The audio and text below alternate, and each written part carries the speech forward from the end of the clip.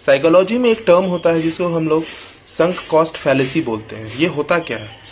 ये इस टर्म को बोलते हैं हम लोग साइकोलॉजी में एक ऐसी फैलेसी होती है जिसमें हम लोग अगर किसी चीज में हम लोग पैसा इन्वेस्ट कर देते हैं तो हमें नुकसान होने के बावजूद भी हम उस काम को करते रहते चले जाते हैं, है ना। जैसे कि आप सबसे बेस्ट एग्जांपल आप ले सकते हो कि किसी मूवी का आपने टिकट लिया है ना, मूवी कितनी भी बुरी लगती है तो फिर भी क्योंकि आपने पैसा उसमें इन्वेस्ट किया हुआ है तो उसमें आप क्या करते हो, मूवी देखकर ही, पूरी मूवी देखकर ही वापस आते हो, आधा छोड़ के नहीं आते हो। ये आपके गैम्बल के केस में भी होता है क्योंकि 2 मैच हारने के बाद ऑलमोस्ट सारा पैसा हारने के बाद थोड़े से भी पैसे बचे होते हैं तो उस पैसे को रिकवर करने के लिए लोग क्या करते हैं, गैम्बल अंतिम क्षण तक खेलते चले जाते हैं।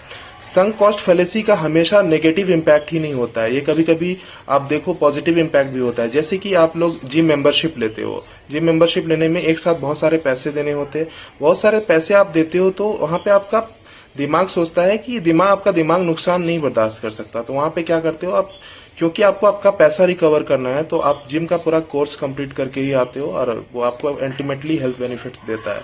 ठीक है, तो आपको क्या आप भी संक कॉस्ट फैलेसी के शिकार हैं?